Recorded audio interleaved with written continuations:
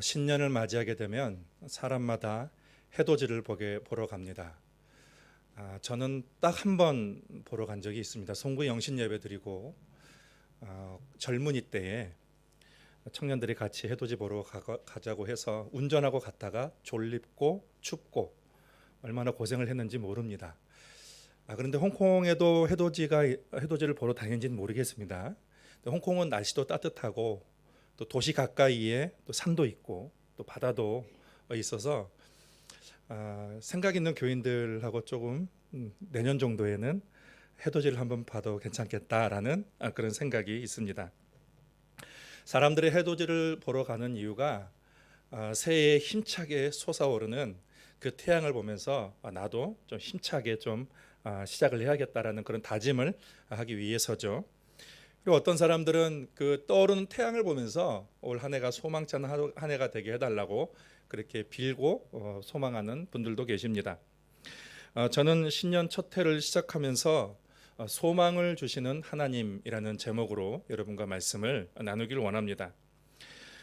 어려운 시대를 살아가고 있습니다. 그런 어려운 시대를 살아가고 있는 자들에게 소망이라는 것은 참 중요합니다. 국가적으로 또 사회적으로 또 경제적으로 또 세계적으로 위기를 겪고 있습니다. 사회적으로는 계속적인 갈등을 겪고 있고 또 경제적으로는 어려움이 오랫동안 지속되고 있습니다. 특히 청년들은 3포, 5포, 7포 세대, 그러니까 포기가 익숙한 그런 시대를 살아가고 있습니다. 환경과 기후 또 안보와 또 세계적인 평화의 그런 평화가 위협을 받고 있는 그런 시기입니다.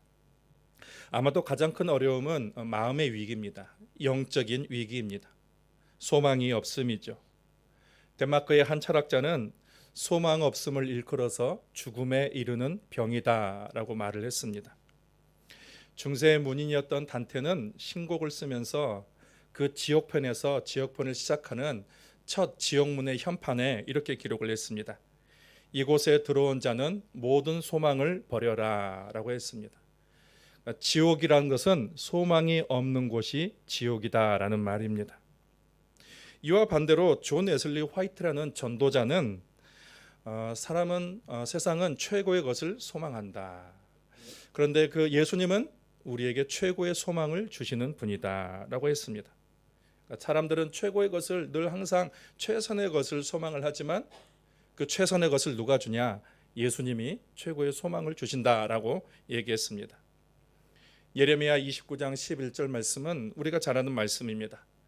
너희를 향한 나의 생각은 내가 안 하니 재앙이 아니라 곧 평안이요 너희 장래에 소망을 주려는 생각이라. 우리를 향한 하나님의 계획은 재앙이 아니고 심판이 아닌, 하나님은 우리에게 평안을 주시길 원하시고 또 소망을 주시길 원하십니다. 오늘 본문 말씀은 신명기 말씀입니다. 신명기는 다시 듣는 모세의 설교입니다. 모세는 40년 동안 설교를 했습니다. 그리고 지금 모압 평지 가나안 땅, 그들의 소망인 가나안 땅이 코앞에서 가나안 땅이 다 보이는 그 모압 평지에서 마지막으로 한 설교가 신명기입니다. 1절에서 그는 하나님이 주신 소망을 말하고 있습니다. 내가 오늘 명하는 모든 명령을 너희는 지켜 행하라. 그리하면 너희가 살고 번성하고 여호와께서 너희 조상들에게 맹세하신 땅에 들어가서 그것을 차지하리라. 하나님께서 이스라엘 백성들에게 준 소망은 너희가 살 것이다. 산다는 것은 삶에 대한 소망이죠. 삶에 대한 소망이 끊어지면 인간은 절망하게 되어 있습니다. 여기서 산다는 것은 영적인 삶과 육적인 삶 두 개를 말합니다. 육적으로 아무리 살아 있어도 영적으로 죽어 있다면 살아도 산 것이 아닙니다. 사람은 영적 삶을 통해서 하나님으로부터 오는 생명과 은혜를 누리며 살아가게 되는 거예요. 하나님은 삶에 대한 소망을 주시는 분이십니다. 다음으로 하나님이 주신 소망은 너희가 번성하고 라고 했습니다. 번성에 대한 약속입니다. 이 번성에 대한 약속은 하나님께서 인류를 처음 창조하신 다음에 처음 인류에게 주신 약속이죠. 창세기 1장 28절에 보면 하나님이 그들에게 복을 주시며 그들에게 이르시되 생육하고 번성하여 땅에 충만하라 라고 했습니다. 하나님은 인간이 번성하기를 원하십니다. 여기서 말하는 번성은 백성의 번성입니다. 국가를 구성하는 필수 요소 중에 하나가 백성이죠. 마지막으로 하나님께서 이스라엘 백성들에게 주시는 소망은 여호와께서 너희의 조상들에게 맹세하신 땅에 들어가서 그것을 차지하리라. 땅에 대한 소망입니다. 200여만 명이나 되는 이스라엘 백성들이 광야 생활에서 40년 동안 생활을 했습니다. 그들에게 지금 가장 필요한 것은 그들이 정착할 땅입니다. 이 영토도 국가를 형성하는 필수적인 요소입니다. 그래서 국가의 3요소는 국민, 주권, 영토입니다. 하나님은 이스라엘 백성들에게 하나님이 다스리시는 하나님의 나라를 소망을 주신 것이죠.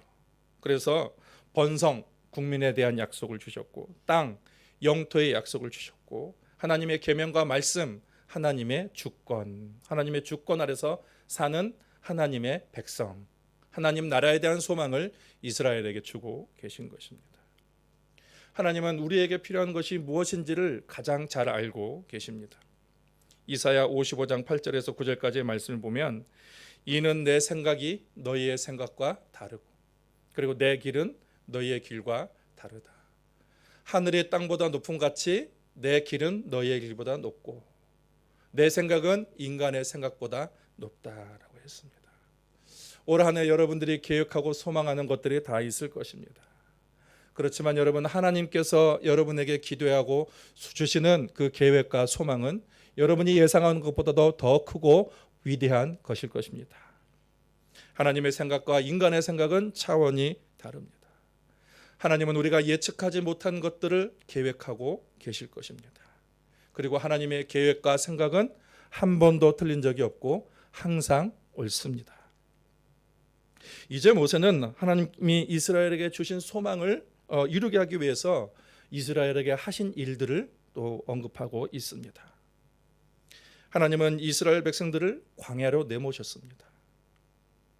이스라엘의 출애굽 사건은 구원의 사건이에요. 애굽에서 구원을 받은 이스라엘 백성들은 춤을 추며 기뻐했습니다. 그런데 그 기쁨도 당시 하나님은 출애굽한 이스라엘을 바로 즉시 광야로 내모셨습니다. 이스라엘의 광야 생활이 시작이 된 것입니다. 신명기 8장 2절 초반부에 보면 내 하나님 여호와께서 이 40년 동안에 내게 광야길을 걷게 하신 것을 기억하라. 하나님은 이스라엘을 출애굽시킨 후에 가나안 땅으로 인도하실 계획을 갖고 있었습니다. 가나안으로 가는 길은 크게 두 가지 길이 있습니다. 첫 번째는 그 지중해 연안에 시내 광야 북쪽과 블레셋 땅으로 이어지고 있는 해변 길입니다. 이 해변길로 가면 거의 10일 정도면 가나안에 도달할 수가 있습니다. 또 하나의 길은 왕의 대로입니다.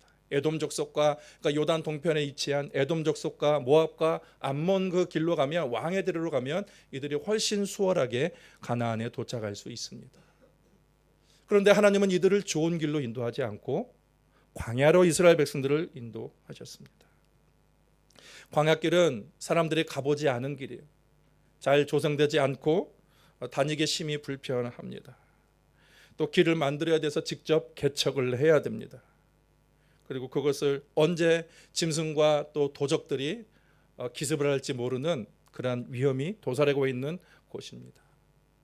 그 많은 사람들이 그 광야길을 가는 것이 참 불편함이 클 것입니다. 성경적으로 우리의 인생을 광야 인생이라고 부릅니다. 광야를 살다라는 책을 보면은 이 광야에 대한 다양한 측면을 얘기를 하고 있어요. 광야에는 쫓겨남의 광야가 있고 또 버림받는 사람들로부터 버림받고 외로워지는 그런 광야가 있고 또 침묵의 광야, 하나님이 침묵하시는 응답하지 않는 그런 광야가 있습니다. 상실과 탄식, 침체와 절망의 광야가 있습니다. 하나님은 인간의 상황에 따라서 다양한 광야로 인간을 내몰아 가십니다. 한마디로 광야는 고난과 고통과 괴로움과 쓸쓸함의 시기입니다. 누구든 만나고 싶지도 않고 경험하고도 싶지도 않은 것이 광야입니다. 근데 우리 중에는 이제 막 광야로 접어든 분도 계실 것이고 한참 지금 깊은 그런 광야의 때를 지나고 계신 분도 계실 것이며 또 어떤 분은 이제 광야를 거의 끝나가는 그러한 분도 계실 것입니다. 하나님이 우리를 광야로 내모시는 목적이 있습니다. 왜 하나님은 우리를 광야로 내모시는가? 첫 번째는 하나님의 징계입니다. 하나님은 징계하시려는 목적으로 우리를 광야로 내모실 때가 있습니다. 출애굽기 8장 5절 말씀에 너는 사람이 그 아들을 징계함 같이 내 하나님 여호와께서 너를 징계하시는 줄 마음에 생각하고. 아버지가 자식을 징계할 때가 있습니다. 징계해야 될 때가 있습니다. 자식이 그릇된 길로 가고 잘못된 길로 가면 그 아들을 매를 때려서라도 그를 바른 길로 돌이키게 하는 것이 아버지의 사랑의 표현이고 그리고 아버지의 사명입니다. 만일에 자식이 잘못된 길로 가고 있는데 자식을 그냥 방치해두고 내버려둔다면 그것은 그 자식을 사랑하는 것도 아니고 또 아버지의 사명도 제대로 감당하고 있는 것도 아닙니다. 이스라엘의 길만 잘 찾아서 가면 10에서 15일 정도에 도착할 수 있는 그런 길이었는데 40년 동안이나 이스라엘이 광야를 한 연유가 있습니다. 가나안이 이미 다 보이는 가데스 바네아에서 각 지파 12명, 지파의 대표적 12명을 골라서 정탐꾼을 보내서 그들이 40일 동안 정탐하려고 돌아와서 한 보고들은 10명의 정탐꾼들이 부정적인 보고를 하자 이 백성들이 그들을 이끌어온 모세와 아론을 죽이려고 하고 다시 애굽 땅으로 돌아가고자 하는 그러한 불평과 불만과 원망을 표출했습니다. 하나님께서 그들에게 너희가 언제까지 나를 믿지 않겠느냐. 하나님께서는 그들의 불신의 이유로 그들이 정탐한 날수를 연수로 계산해서 40일 동안 정탐할 한 날을 40년으로 그렇게 광야 생활을 하게 하셨습니다. 징계입니다. 또 하나는 하나님이 광야를 우리에게 보내신 것은 훈련의 목적이 있습니다. 이스라엘은 몸을 출애굽을 했으나 그들의 마음은 여전히 출애굽을 하지 못했어요. 종의 근성 그리고 노예의 근성 옛사람의 습성을 하나도 버리지 못했습니다. 애굽에서 그들은 비록 종이었고 노예였으나 애굽 왕 바로만 잘 섬기게 되면 애굽에서 필요한 모든 것들이 그들에게 다 제공이 되었습니다. 먹을 것과 마실 것 그리고 거주할 것 또 외침으로부터도 보호를 받을 수 있었습니다. 차라리 이곳에서 고생하느니 애굽 왕을 섬길 때가 더 낫다라고 그렇게 그들은 계속해서 생각을 한 것입니다. 하나님은 그들이 세상의 우상이 아무리 좋더라도 그것을 의지하는 마음을 버리고 하나님을 의존하도록 광야의 훈련을 시키신 것입니다. 하나님이 그들의 하나님이시고 그들의 공급자는 하나님이신 것을 알리시고자 하는 것입니다. 그리고 그들은 하나님의 계명과 말씀대로 자기들의 생각과 판단과 결정하는 모든 방법들을 익혀야만 했습니다. 다 새롭게 익혀야만 되는 것이었어요. 그래서 그 긴 광야 생활을 하면서도 애굽에서 찌들었던 옛사람의 모습을 다 버리고 하나님의 백성으로서 완전히 새로운 사람으로 새로운 마음으로 그들은 변화되어야만 했던 것입니다. 그렇게 하나님께서 그것을 위해서 훈련을 시키신 것이죠. 광야의 이유는 죄를 회개시키려는 징계의 목적이 있고 또 그들을 하나님의 백성으로서의 합당한 새로운 사람으로 만들기 위한 훈련의 목적이 있습니다. 그러면 그 훈련의 내용들은 무엇일까? 하나님은 광야를 통해서 무엇을 훈련하라고 하시는 것일까? 첫 번째는 겸손의 훈련입니다. 신명기 8장 2절 초반부에 보면 내 하나님 여호와께서 이 40년 동안에 내게 광야길을 걷게 하신 것을 기억하라. 이는 너를 낮추시며. 하나님의 광야에서 이스라엘 백성들에게 시킨 훈련은 낮아짐입니다. 곧 겸손입니다. 하나님 앞에서의 겸손이라는 것은 철저히 하나님을 의존하는 것입니다. 광야에서 자신의 실력과 노력은 다 무용지물입니다. 노력해도 능력이 있어도 먹을 것, 마실 것까지 자기의 생명을 유지하는 것까지 하나도 스스로 얻을 수가 없습니다. 오직 하늘을 바라봐야 되는 거예요. 광야는 자신의 실력과 능력을 바라보지 않고 하늘을 바라보는 그런 훈련을 하는 곳입니다. 하나님은 홍해를 만나면 홍해 바다를 갈라주시고 또 마라의 쓴물을 만나면 물을 달게 하셨고 또 먹을 것이 없으면 만나와 메추라기를 주셨습니다. 아말렉이 침공했을 때의 모세의 기도로 그리고 아말렉 침공에서 이기게 하셨습니다. 필요를 채우는 것이나 위험으로부터 보호하는 것들, 또 길을 찾아가는 것, 여러분 이 모든 것이 하나님의 도우심이 없으면 전혀 불가능한 곳이 광야입니다. 그러니 교만하려고 해도 결코 교만할 수가 없는 곳이죠. 자신의 교만을 철저하게 하나님 앞에 내려놓고 하나님을 의존하고 하나님을 바라봐야 하는 것입니다. 그래서 하나님께 철저하게 무릎을 꿇고 주님께만 의지하고 주님을 추구하는 것이 광야, 그 훈련을 받는 것이죠. 여러분, 우리는 광야를 보내면서 겸손을 배워야 합니다. 인생이라는 것이 내 뜻과 내 마음대로 되는 것이 아닙니다. 내가 노력을 해도 그만큼 얻어질 수 있는 것도 아니고 내가 계획을 해도 내 계획대로 되지 않는 것이 광야입니다. 그러니 광야에서 우리는 온전히 하나님을 바라보는 법을 배워야 하는 것입니다. 구원도 하나님께 달려있고 내 삶의 모든 것들이 다 하나님의 은혜가 아니면 단 하루도 살아갈 수 없습니다 라고 기억하면서 매 순간순간 하나님을 의존하는 훈련을 배우는 것입니다.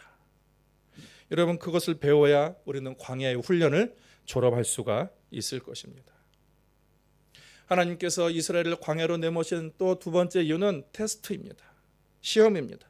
신명기 2장 8장 2절 뒷부분에 보면 이는 너를 낮추시며 너를 시험하사 내 마음이 어떠한지 그 명령을 지키는지 지키지 않는지 알려 하심이라.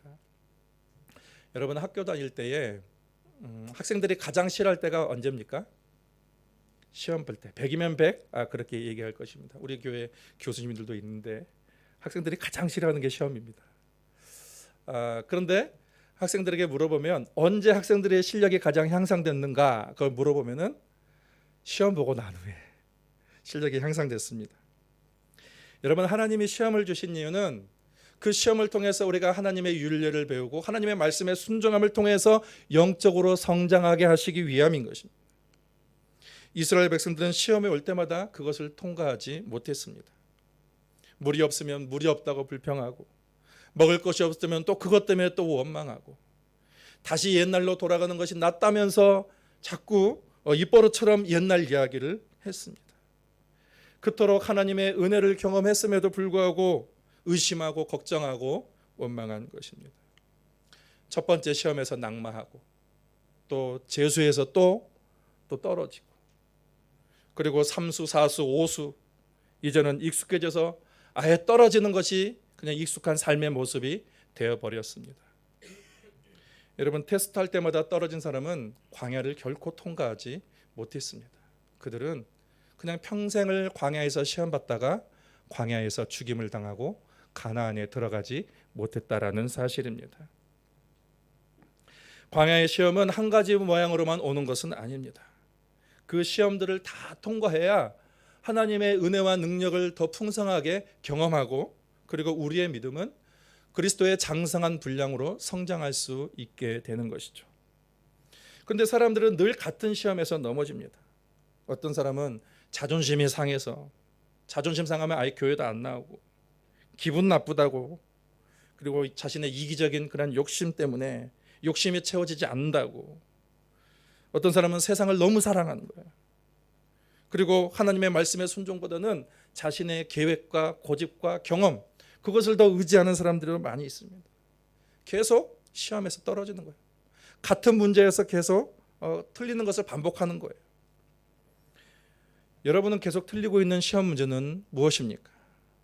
다 한 가지씩은 있습니다. 그런데 여러분 그것이 그 사람의 쓴뿌리예요. 그것을 통과하지 않는 한 그 시험을 이기지 않는 한 계속해서 똑같은 광야를 만나게 될 것입니다. 여러분, 내가 모든 것을 다 내려놓을 때까지 그리고 하나님의 말씀에 철저하게 복종할 때 여러분 우리는 광야를 지나가게 될 것입니다. 하나님께서 이스라엘 백성들을 광야로 내모신 이유는 말씀을 배우기 위해서입니다. 신명기 8장 3절 너를 낮추시며 너를 줄이게 하시며 또 너도 알지 못하며 내 조상들도 알지 못하던 만나를 내게 먹이신 것은 사람이 떡으로만 사는 것이 아니요 여호와의 입에서 나오는 모든 말씀으로 사는 줄을 내가 알게 하려 하심이니라. 이스라엘은 애굽에서의 생활 방식, 생각들 판단하는 방식을 버리지 않았습니다. 하나님은 그들의 모든 것들을 다 갈아엎으셔야 됐어요. 언제까지 세상에 있는 것, 언제까지 애굽에 있던 것들을 그대로 가지고 있을 것이냐.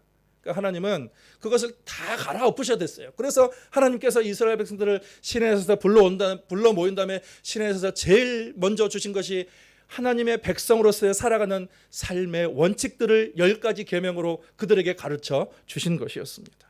그들은 그 하나님의 말씀대로 모든 것을 순종하는 법을 광야에서 배워야 했습니다. 그래서 8장 1절은 이렇게 시작합니다. 내가 오늘 명하는 모든 명령을 너희는 지켜 행하라. 여러분, 하나님은 우리는 세상에서 생각하고 판단하는 모든 방식을 버리기를 원하십니다. 하나님의 말씀대로 싹 완전히 기경하고 갈아엎어야 되는 거예요. 말씀대로 새롭게 여러분 한 해를 시작해야 됩니다. 그래야 하나님이 주신 가나안이란 그 소망을 우리가 마음껏 누릴 수 있게 되는 것입니다. 광야를 좋아하는 사람은 단 한 사람도 없습니다. 그런데 여러분, 광야를 통과하지 않는 사람도 단 한 사람도 없습니다. 광야 생활은 괴롭고 힘듭니다. 그런데 하나님은 우리를 광야로 내모시는 거예요.